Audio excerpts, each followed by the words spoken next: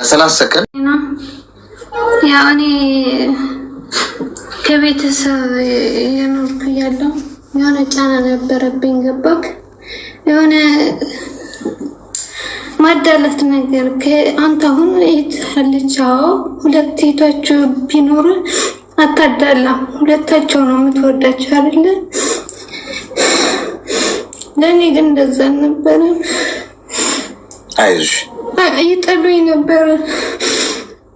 የኔ ታላቃለች እኔም አለው፣ ግን ለሁለታችን በአንድ አይን አይሆንም። ለእሷ ይሰጣታል፣ ለእኔ ለይቶ ይሰጡኛልና አይሰጡኝምና ከዛ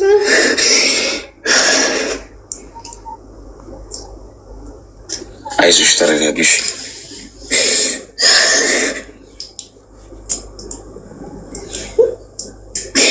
እና አንቺ አያልፍልሽም፣ አንቺ መናጢ ምናምን እያሉ የሞራል እንትን አደረጉብኝና ከዛ ስማርም ትምህርት ማስጠላኝ። ወላጅ እናቴ ብቻ ነው የምትረዳኝ ይሄን ነገር።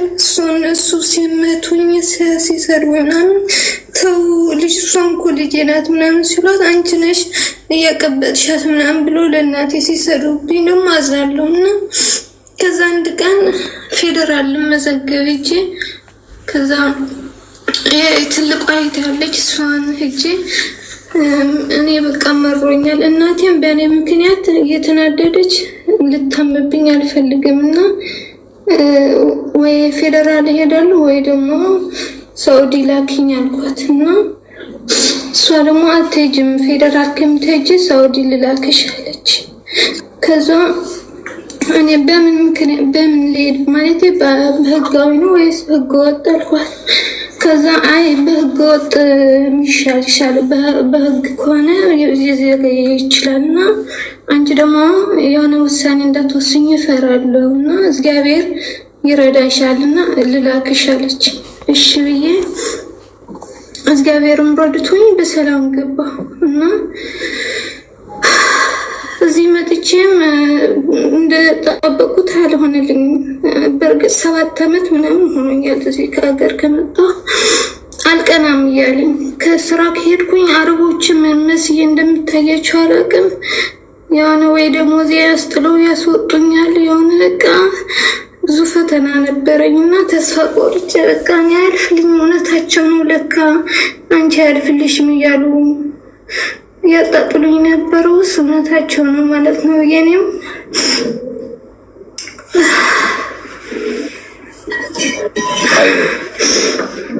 ተስፋ ቆረጥኩኝና ከዛ በኋላ እዚህ የሆነ የልጅ የአጎቴ ልጅ የአገሩ ልጅ ነው ተዋውቀን እዚህ ወልጄ እግዚአብሔር ይመስገን በመውለዴ ደስተኛ ነኝ። ከዛ ከወለድኩ በኋላም ብዙ ፈተና አልፎ አሁን እግዚአብሔር ይመስገን ጥሩ ስራ ይዣለሁ። ፈጣሪም ለዛ ነበር የሁሉ ፈተና የፈተነኝ ብዬ ለበጎ ነው ብዬ አሁን ጥሩ ላይ ነኝ ያለሁት። ገባክ? 2 ዓመት ይዣለሁ እዚህ ከገባ እግዚአብሔር ይመስገን ፈጣሪ መብራን ረድታኛለች። እና አሁን የነዚህ እህቶቼ አልደውላቸውም ከሚዤ ቀረው። ገባክ? ሲደውሉልኝም ያንን ነገር እያስታወስኩኝ በቃ ጥሩ አመለካከት የለኝም እነሱ ጋርና ምን ማድረግ አለብኝ? ይደውሉልሻል? አንዲቷ ደውላለኝ ብር ምናምን አበድረኝ ቁብ ገብቼ ብር አበድረኝ አለች። እኔ ደግሞ ውስጤ የሆነ ብዙም ችግር አልፌ ስለመጣው የበረሃ ምናምን ባህር ስለመጣው ችግሩን አውቃለሁ። ሆዴ ደግሞ ሮሮ ነው እግዚአብሔር በሚያውቀው ማለት ነው። እና እኔም ሰጠኋት። ከሰጠኋት በኋላ ግን ቆጨኝ። እንዴ እሷ ስንት እያለች እንዳልነበር ለምንድን ነው የሰጠኋት ምናምን ብዬ ደግሞ ቁጭት ላይ እገባለሁ እና ቄም ይዤባቸው ቀረው። እና እንዴት ማድረግ አለብኝ? አሁን አልደዋውላቸውም በጭራሽ። ለሌላ ለዛች ትልቅ እህትና ለወንድሜ እሱ ነው ከጎን ያለው፣ ለእናቴ ብቻ ነው የምደውላቸው። እና በምን እንዴት ብዬ ልርሳው? እና መፍትሄ እንዴት ነግረኝ ነው? እሺ አይዞሽ፣ ሚዩት አድርጊ። እሺ አይዞሽ የተለየሽ ስለሆንሽ ነው። እሺ እንደዛ ሲሉሽ የነበሩት ዩኒክ ስትሆኑ እንደዚህ ነው የምትደረጉት። ፈጣሪ ከአንድ ቦታ አንስቶ ለተሻለ ነገር ሲያጫችሁ የተሻለ ፈተና ይዘጋጅላችኋል። ይህንም በግምት አይደለም እላችሁ፣ በግምት አይደለም ወይ ደግሞ ለመላጽናናሽ አይደለም። የእውነት የበታች የሚባል ሰው የለም። ሰዎች ሊያበላልጡ ይችላሉ በእይታ፣ በእግዚአብሔር ፊት ግን የሰው ልጅ ሁሉ እኩል ገብቶሻል። ፈጣሪ ለአንዱ አባት ለአንዱ የእንጀራ አባት አይደለም። እዚህ ምድር ላይ ነው የእንጀራ አባት ምናምን ያለው ሰው አልፍልሽም አንቺ እንትነሽ ምናምን ማንንም ዝቅ ማድረግ አይችልም። ስለዚህ በራስ መተማመንሽን መያዝ ብቻ ነው ከአንቺ የሚጠበቀው። በራስ መተማመን ካለሽ የማንንም ሙገሳ፣ የማንንም አድናቆት፣ የማንንም ጭብጨባ፣ የማንንም ድጋፍ አትፈልጊም። ለብቻሽ ቆሚ። እህትሽ ብር አበድሪኝ ያለችሽ ለብቻዋ ስላልቆመች ነው። አንቺ ግን አመስግኝም። እንኳን ጠሉሽ፣ እንኳን ገፉሽ፣ እንኳን ዝቅ አደረጉሽ። እቺ አሁን እዚህ ያለችውን ጠንካራዋን ሴት ሰሯት። ስለዚህ ልታለቅሽ አይደለም እሺ የሚያስፈልገው የኔ እናት፣ ልታመሰግኝ ደስ ሊልሽ ነው የሚገባው። ስለዚህ ማንም ሰው እዚህ ውስጥ ያላችሁ ሰዎች የጫማ ክራችሁን ለማሰር ካልሆነ ማንንም ሰው ዝቅ አድርጋችሁ አትመልከቱ። በህይወት የምነግራችሁ አስምር ይሄ ነው። ማንንም ዝቅ አድርጋችሁ እንዳታዩ። እዚህ ምድር ላይ ዝቅ አድርጋችሁ ልታዩት የሚገባ አንድም ሰው የለም። ሁሉም ዩኒክ ነው። ተመሳሳይ የሆነ ሰው የለም እዚህ ምድር ላይ። እያንዳንዱ ሰው የከበረ ነገር አለው። በገንዘብ፣ በውበት፣ በቁንጅና፣ በስልጣን በምን ልታበላልጡ አትችሉ። ምክንያቱም ሁሉም ነገር ምን ስለሆነ አላፊ ስለሆነ። ገንዘብ ያለው ነገ ያጣል። እውቀት አለኝ ብሎ የሚያውቅ እውቀቱ ከመሞት አያድነው። ገብቶሻል? ዝና አለኝ ከፍ ብያለሁ ካለ ነገ መውደቅም አለ፣ መፈጥፈጥ አለ፣ ትወገራለ። ንብረት አለኝ ፈራሽ ነው፣ ውበት አለኝ ፈራሽ ነው። ስለዚህ እኔ እናት በጣም ጠንካራ ሴት መሆን ለድርድር የምታቀርቢው ጉዳይ አይደለም።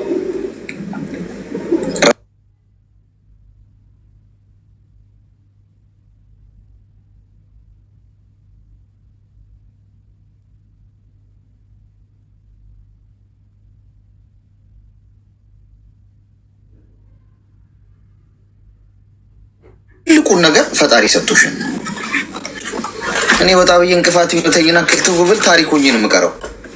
ምን ታሪክ አለው ነው የሚባለው። አለቀ። ተወለደ ምናምን መጣ ሞተ ይረሳል። አንቺ እንቅፋት መጥቶሽ እንኳን ከዚህ ዓለም በሞት ብትሄጂ ተክተሻል ራስሽን። ከሌላው ሰው በተለየ አንቺ ፈጣሪ ባርኮሻል በህይወትሽ ውስጥ ልጅ ስለሰጠሽ ብቻ። ህይወትሽ ውስጥ ያሉ ውድ ነገሮችን በሙሉ ተንከባከቢያቸው። ያለፍሽበትን አትርሺ። የጠሉሽን የገፉሽን ምናምን እንዳትረሺው። ግን ይቅር በይ። ገብቶሻል? ይቅር የምትይው ለራስሽ ስትይ ነው። እነሱ ይቅርታ ስለሚገባቸው እኮ አይደለም ይቅርታ የምታደርጊላቸው፣ አንቺ ሰላም ስለሚገባሽ ነው። የበደሏችሁን ሰዎች ይቅርታ የምታደርጉላቸው ይቅርታ ሳይጠይቋችሁ እንኳን ይቅርታ አድርጎሽ ይቅርታ ማድረግ መተው፣ ቂም፣ ጥላቻ ከውስጣችሁ ማውጣት። ወድቀው ብታገኟቸው ታነሷችኋላችሁ፣ ታማው ብታገኟቸው ትጠይቋችኋላችሁ። ድንጋይ አትወረውሩባቸውም። በቀል ውስጣቸው አይኖርም። ሰላም የሆነ ሰው ሰላም ያለው እንቅልፍ ነው የምትተኙት። ሰላም ስለሚገባችሁ ብቻ ነው የምታደርጉት እንጂ ምናልባት ያ ሰው እኮ ይቅርታ የማይገባው ሰው እንደ ስራው ከሆነ ማለት ነው። ስለዚህ ሰላምሽን ምረጪ። እሺ እኔ እናት ልጅሽን አሳድጊ፣ ደስተኛ ሁኚ። ነይ ሲሉሽ አትመጪም። አሁን አየሽ፣ አሁን ፈገግ ነው የምትይው። ስትነሺ ሁሉም ሰው ይፈልግሻል። ስትነሺ ሁሉም ያቅሻል። ይህን ከራሴ የሚወጥ ቀድቼ ነው የምነግርሽ። ስትወድቂ ማንም አያቅሽም። የእኔ የምታያቸው ሰዎች ቤተሰብ፣ ጓደኛ፣ ዘመድ አዝማድ፣ አብሬ የጠጣሁት በላሁት የምትዩ ሰው፣ ያጎረሽው ሰው ምናምን አያቅሽም። ታመሽ ፍተኛ አያውቁሽም። ስትነሺ ሁሉም ይመጣል አብሮሽ ፎቶ ለመነሳት። ስለዚህ ሲመጡ ትቀበያቸዋለሽ፣ ግን መድረኩ ላይ አይቆሙም። ቁጭ ብለው ያመለጣቸውን ያያሉ ማለት ነው። ስለዚህ እናንተ አልፋችሁ ስትሄዱ ቀናችሁ ሲነጋላችሁ ክፉ አትሁኑ። እሺ ክፉ አትሁኑ ጋይስ። ለበቀል በትር አታንሱ። የተደረገላችሁን አትርሱ እንጂ።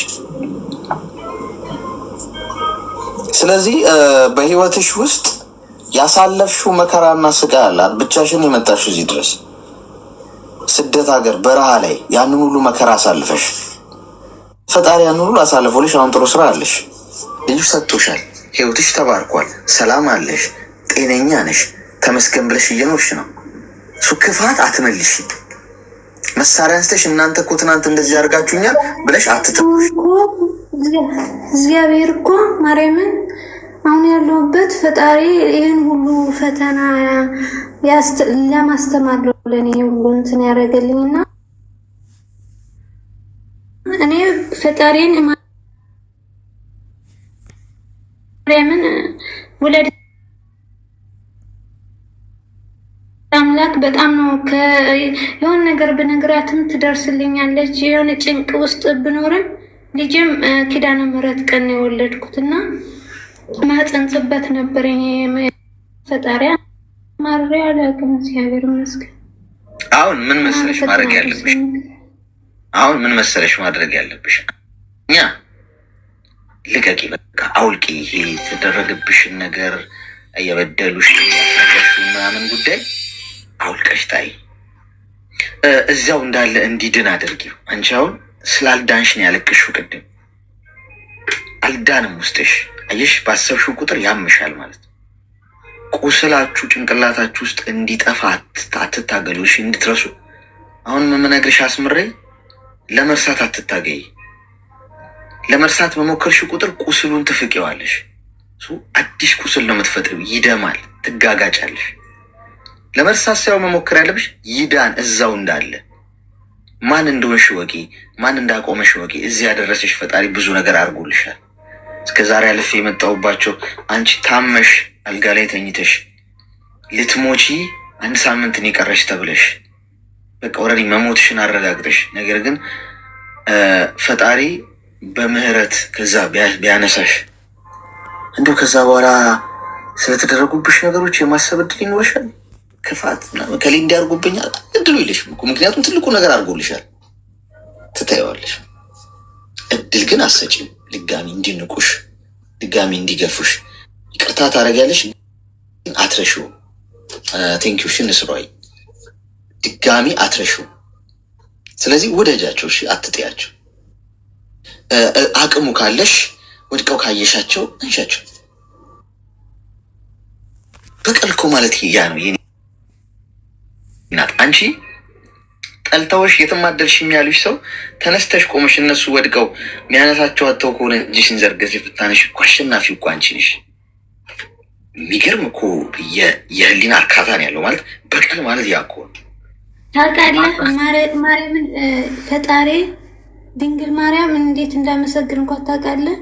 ይህን ሁሉ ስትገፋኝ የሆነ ልብስ ራሱ ልብስ አምጥተው ለእኔ ሳይሰጡኝ ለዛችኛዋ ይለታል። እኔ በመስጠታቸው አልቃወምም፣ እህታቸው ነኝ። ግን ለእኔ እንዴት ነው እኔ ተጥዬ ነው እንጂ የተገኘሁት ከበረሃ ምናምን እያልኩ ነበርና በመስጠታቸው እኔ ምቀኝነት አይደለም፣ ግን ሞራላዊ እንትን ስለደረሰብኝ። አሁን ግን አበድሬኝ ስትለኝ ፈጣሪ እንደው ተመስገን ያልኩት ስቄ ከውዳቂ ወደ አበድሪኝ ያነሳኝ አምላክ ተመስገን ያልኩት ገባ እና ፈጣሪ ይመስገን ስለሁሉም ነገር። ያ ስለዚህ አልፈሽዋል ማለት ነው። ዋናውን አየሽ፣ አልፈሽው ከፍ ብለሻል። እና ልክ ጓደኛዬ ስትሄድ ለእናቴ ቃል አልኩላት፣ በቃ ስልክላት በደብዳቤ ጽፋ ላከችልኝ። አባትሽ ሞቷልና ልጄ እንዳትጎጅብኝ፣ ግን እኔ ያለውሽ ምንም እንድትሆኝብኝ አልፈልግም ብላ በቃ ደብዳቤው እስካሁን አለ። እስቲ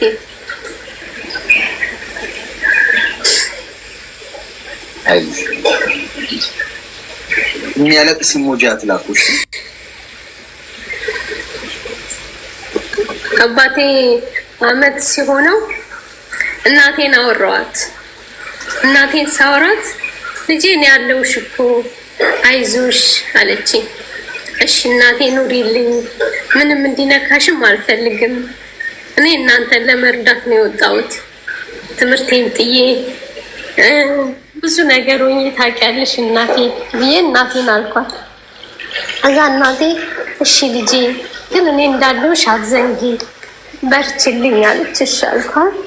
እዛ እኔም ባወራች ደም ግፊት ነበረባት። ወንድሜ በጣም ያሰቃያት ነበር።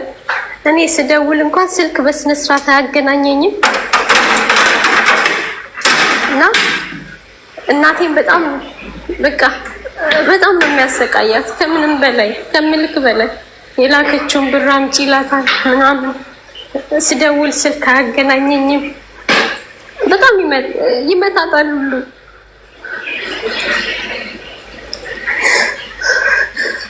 አይዞሽ እና እናቴ በሳምንት እኔም ባናገረች በ15 ቀኑ አርፋለች። እዛ ድንገት ደወልኩኝ ናፈቀችኝ እና ስደውል ለቅሶ ሰማሁ። ወንድሜ ያነሳው በጣም እርኩስ ወንድም ነው ያለኝ። ሲያነሳ እናቴ ምን ሆናለች እናቴ የሚል ነው የሰማሁት እና እናቴን አገናኘኝ። ናፍቀኝ የደወልኩላት ብዬ አልኩት።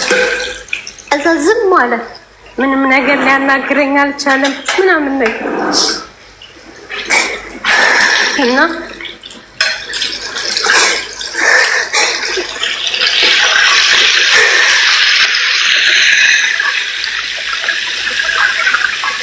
እንቀሳለች።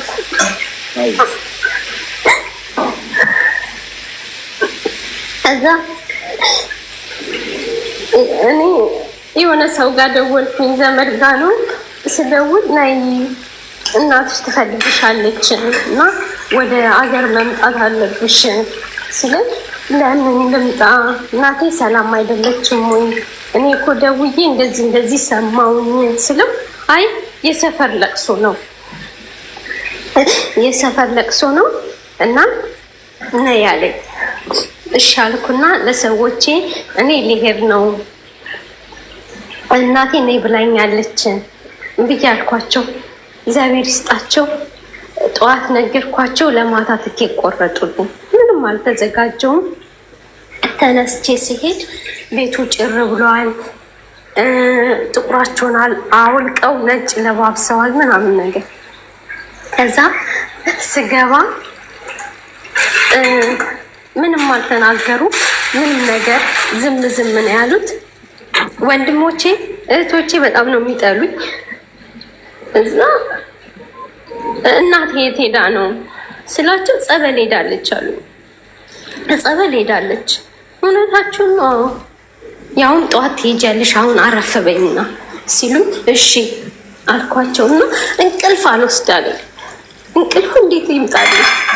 እዛ ሌሊት ተነሳውና ሌሊት ተነስቼ እንትን ወደ መኝታ ቤት ስገባ የእናቴ ፎቶ ታጥቦ ተሰቅሏል።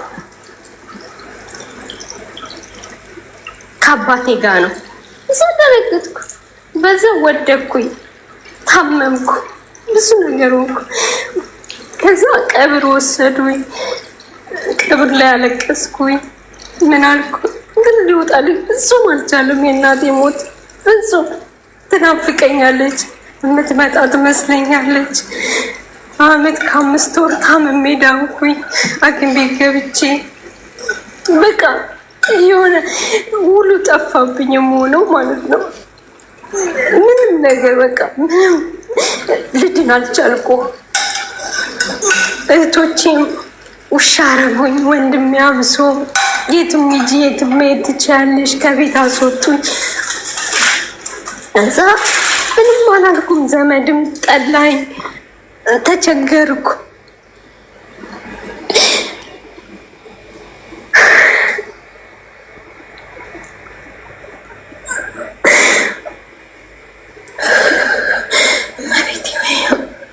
አይዞሽ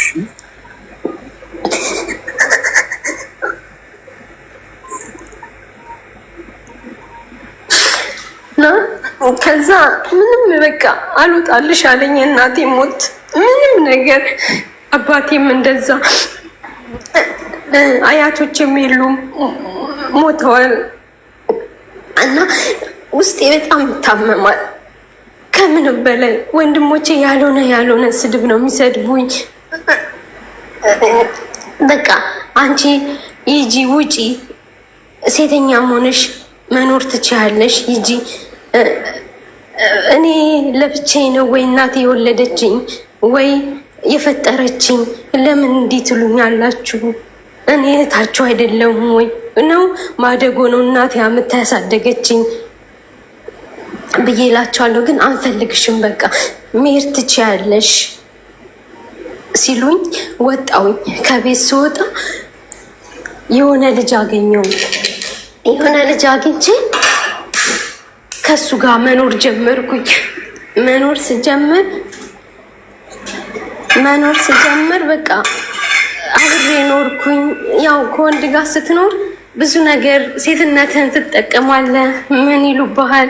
ውሻ ትሆናለህ፣ ትጣላለህ፣ ትረገጣለህ፣ ብዙ ነገር። እዛ እማላቃት አረብ በፊት የሰራሁበት አናግሪያት ብር ትልክልኝ ነበረ። ሴትዮዋ እንዲወለድኩ እንደዚህ እርጉዝ ነኝ ምናምን ስላት ብር ትልክልኛለች። እግዚአብሔር ይመስገን። እና ሁሌ ሚካኤል ቤተክርስቲያን እየሄድኩ አለቅሳለሁ። እናቴ መቃብር ሲሄድ ለመታነቅ ወይ ለመሞት ፈልጋለሁ። እናቴ ትመለስ ሲሆን ልጇን ታይ ይሆን እናፈቀችኝም እና በቃ ብዙ ጊዜ እታመማለሁ። ራስ ህመም ይሆንብኛል። እመቤቴ በቃ የሆነ ከውስጤ አይወጣልኝም። እናቴ እስካሁን እስቲ በቃ እምብርቴ ስር ነች ያለችው እናቴ እና አባቴ።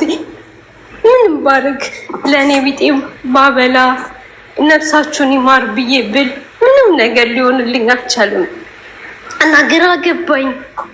አሌክስ ብዙ ጊዜ እከታተልሃለሁ እና ብዙ ታሪክ አለኝ፣ ግን የእናቴ ነገር ግራ ገባኝ።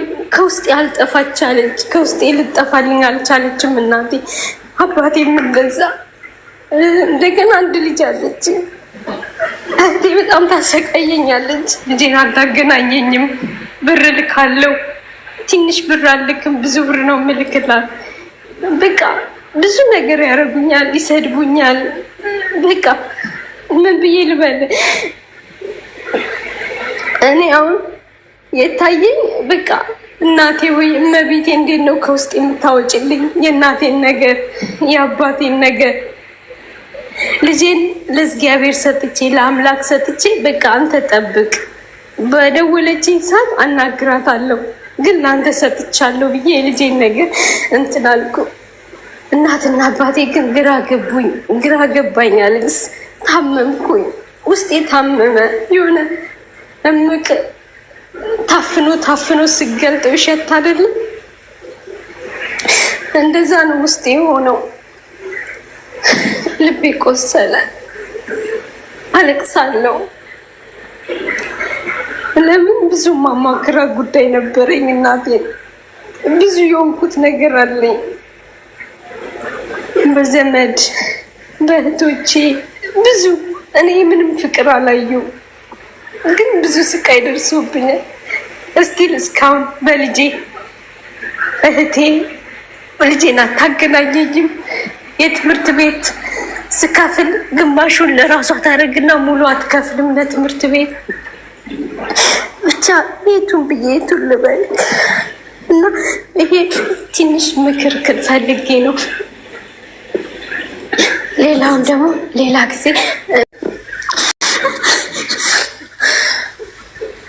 እና ይህን ምክር እንድትሰጠኝ ነው። አንዳንዴ ዝም እላለሁ። እናቴ ተመልሰሽ ትመጪ ይሆን?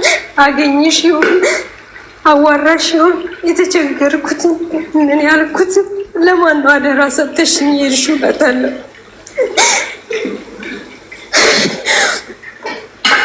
እና ይህን ምክር ስትይ አይዞሽ፣ ተረጋጊ። እሺ፣ ሚዩት አድርጊ። እሺ፣ ተረጋጊ።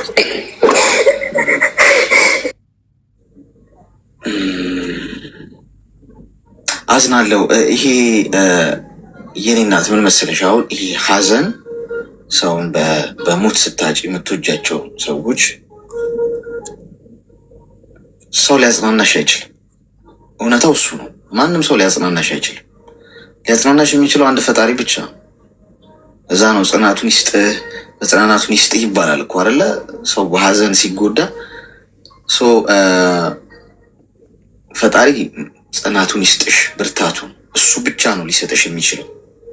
የሰው ልጅ አይዞሽ ከማለት ውጭ የሚጨምርልሽ ምንም ነገር የለም። ምክንያቱም ይሄ የሰው ልጅ ሊጋፋው የሚችለው ነገር አይደለም። ስለዚህ የመጀመሪያው ነገር አንቺ አምነሽ ተቀብለሽ መዋጥ ያለብሽ ነገር ቢኖር በቃ በሞት ያጣሽውን ሰው ልታገኘው አትችይም ተመልሰሽ።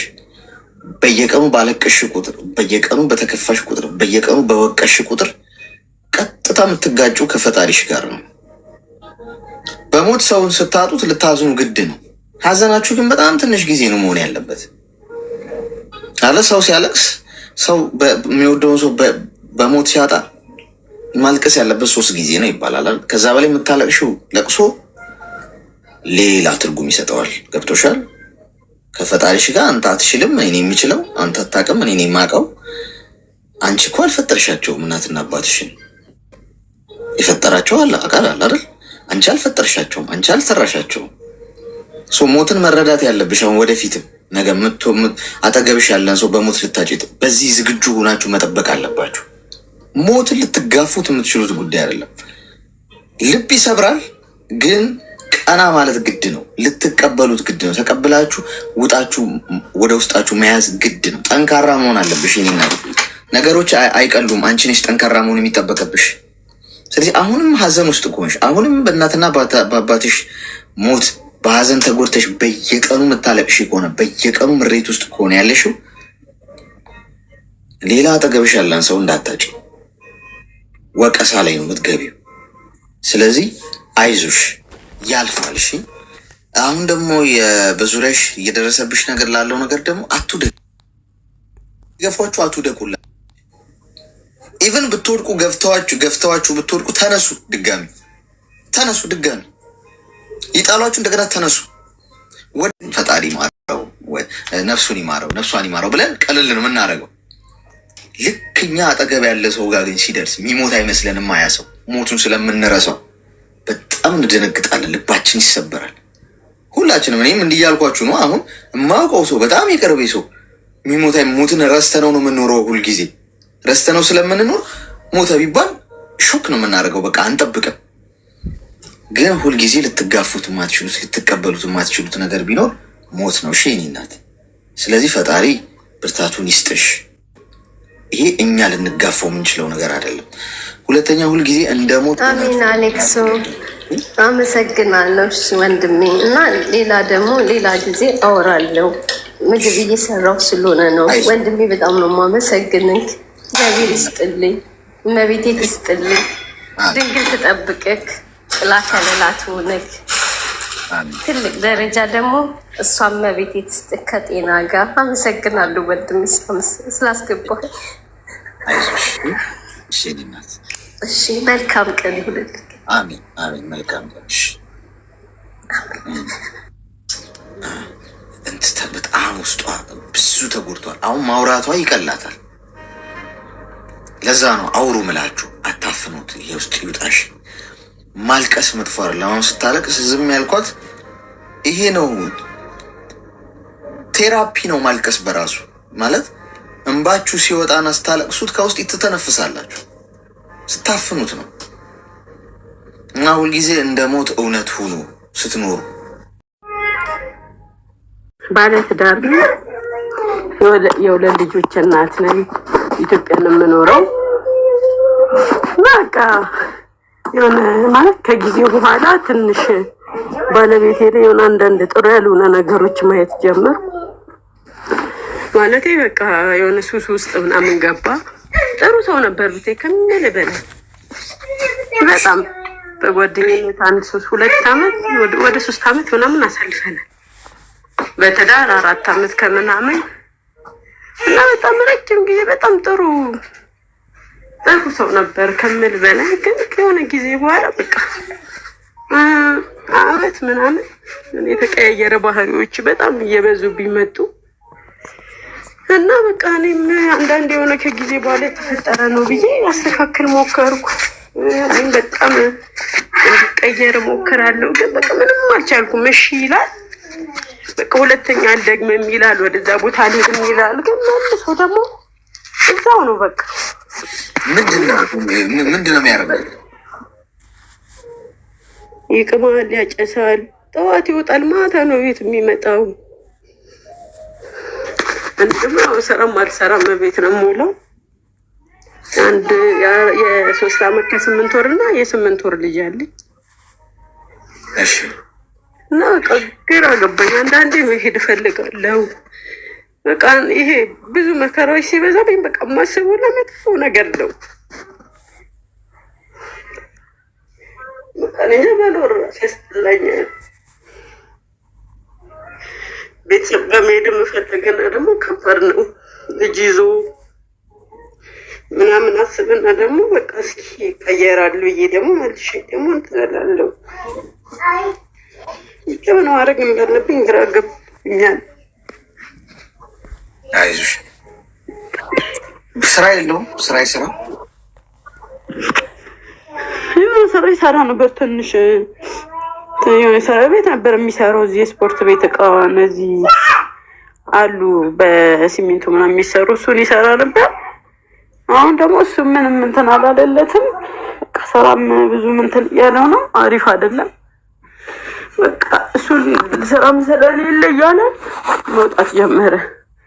አሁን በቃ የለም፣ ሁሌ ነው የምልህ፣ ከእሑድ እስከ እሑድ የለም ቤት የሚመጣው ማታ 2 ሰዓት ነው።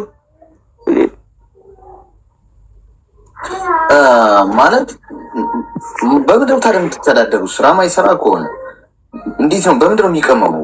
ምክንያቱም እሱ እኮ በራሱ ዝም ብሎ በነፃ አይቃምም እኮ አይደል? በፊት በነበረው ሰዓት ምናምን እንትን ይል ነበር መሰለኝ። እኔ ለሱ ሲሆን ኬት እንደሚያመጣውም አላውቅም። ግራ ገብቶኛል። ብቻ ግራ ትሰሪያለሽ አንቺ? አሁን ምንም አልሰራም፣ ቤት ነው ያለሁት። በአግባቡ ቤት ውስጥ ታዲያ የሚያስፈልጉሽ ነገሮች ያሟላልሻል? ያው በመጠኑ ማለት በቃ በአግባቡም ባይሆን አይረበንም፣ አልዋሽም። እንደዚህ እንትን አይደለም እንጂ የሚያስፈልግ የሚባለውን ነገር ሳይሆን አይረበኝም። ልጆቹም እንደዛው። ትንሽ ትልቁ ልጅ ስለሚያመው ትንሽ ከቤት ወጥቼም ስራ መስራት አልችልም። ቤት ውስጥ እፈልግ ነበር፣ ግን በቃ ነገሮችም አልተመቻቹልኝም። 29 ዓመቴ ነው። ብዙ ነገር ማድረግ እችል ነበር፣ ግን ልጆቼን እቼም በቃ አንዳንዴ የሆነ ትቼው እንኳን ወጥቼው እኔ እንኳን አረብ ሀገር ራሱ ሄዳለሁ እና ደግሞ ትልቁን ልጅ ትንሽ ለቤተሰብም ለሰውም ተተመሄድ የምትችለው ነገር አይደለም። ትንሽ እንክብካቤ ይፈልጋል። ብቻ በቃ በጣም ብዙ መስዋዕት እየከፈልኩ ነው። ብታያለሽ ግራ ገብቶኛል። ምን ማድረግ እንዳለብኝ ራሱ አላውቅም። ማውራቱ ራሱ ቤት ራሱ የሆነ ነገር ቁጭ ብለሽ ልታናግሪው አልሞከርሽ? ምንድን ነው የሚልሽ? አላወራችሁም?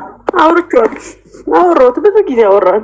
ሁለተኛ እንደዚህ አይነት ቦታ አልሄድም፣ በቃ እሺ ይቅርታ ምናምን ይላል። በቃ እኔ የመጨረሻ እንትን ስል ይልና 2 ቀን 3 ቀን ቤት ይቀመጣል።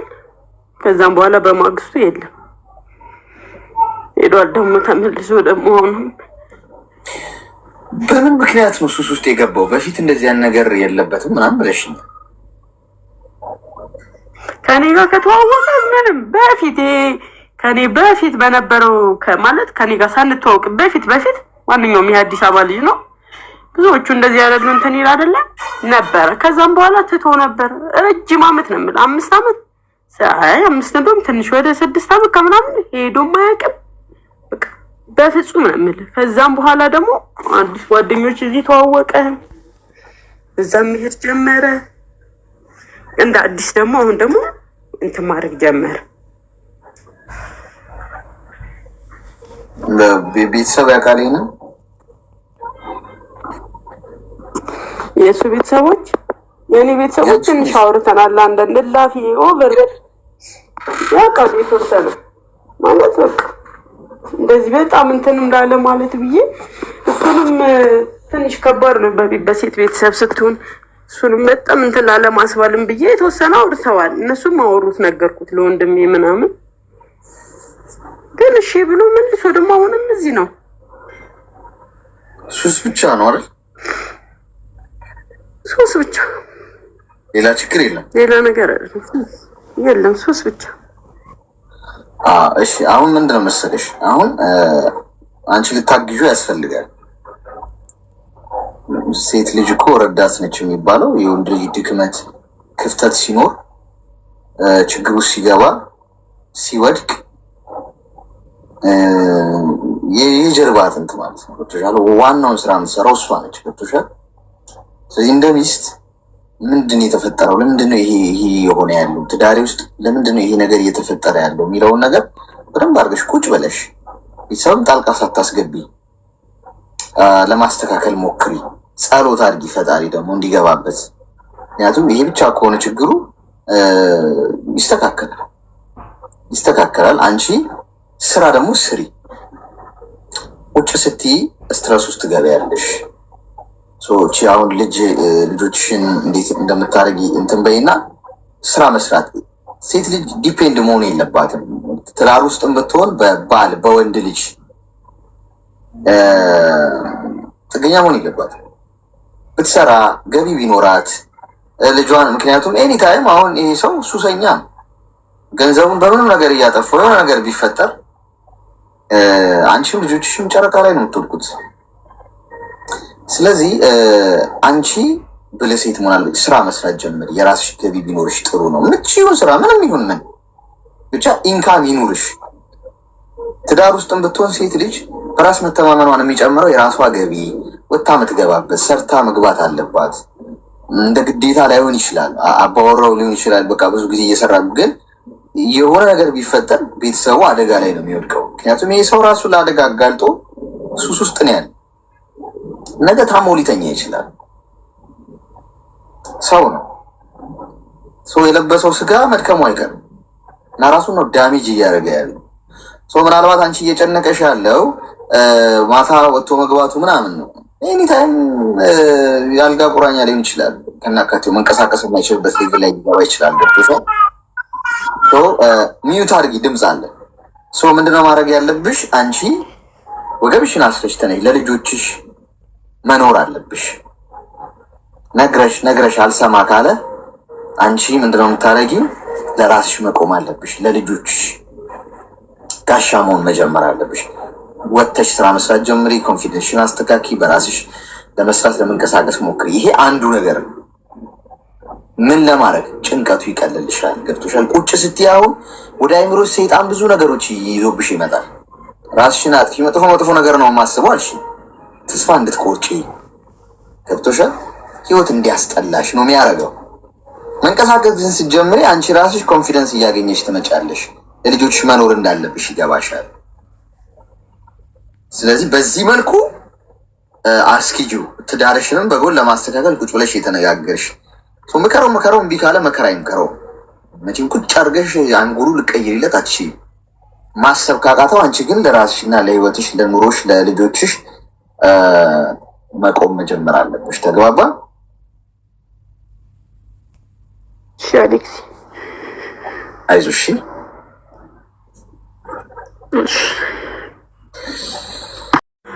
እንዴት ነህ?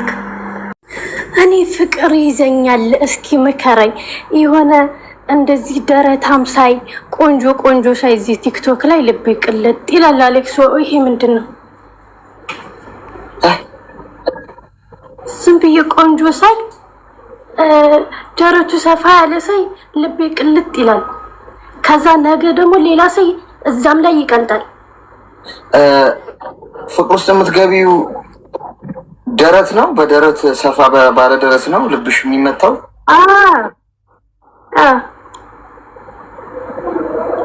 ሌላስ? በቃ ደረቱን ሳይ ልቤ ቅልጥ ይላል። ይሄ ፀጉሩ ደግሞ ልክ እንዳንተ ፍሬዝ ሳይ ምሳሌ ማድረጋችን ምን? ሌላ ምሳሌ ተጠቀሚ። በቃ እንደዚህ ፍሬዝ ሳይ ደረቱ ሰፋ ያለ ሳይ ልብሽ ወከክ ይልብሻል። ከዛ ነገ ደግሞ ሌላ ያንን ትቼ ደግሞ ነገ ሌላ ሰው እዛም ላይ ልቤ ቅልጥ። አሁን የምን ችግር ነው? ሁሉም ላይ ነው ልብሽ የሚቀልጠው እንደዛ ነገር። የትናንትናውንማ ረሳሁት በቃ። ዛሬ ሌላ ሰው ማለት ነው። አሁን ልብሽ የቀለጠበት ሰው አለ? ትናንትና አንደኛው ላይ ልቤ ቀልጦ ነበረ። ዛሬ ደግሞ ሌላ ይቺ እዛ ላይ ልቤ ቀለጠ። እድሜሽ ስንት ነው? 23። የት ነው የምትኖሪው? ዱባይ። ዱባይ ምን ያህል ጊዜ ሆነሽ ከመጣሽ? 2 ዓመት። 2 ዓመት። እንዴት ነው ታዲያ የዱባይ ስራው ለውጡ እንዴት ነው? የምትፈልጊውን ለውጥ ላይ ደረሽ?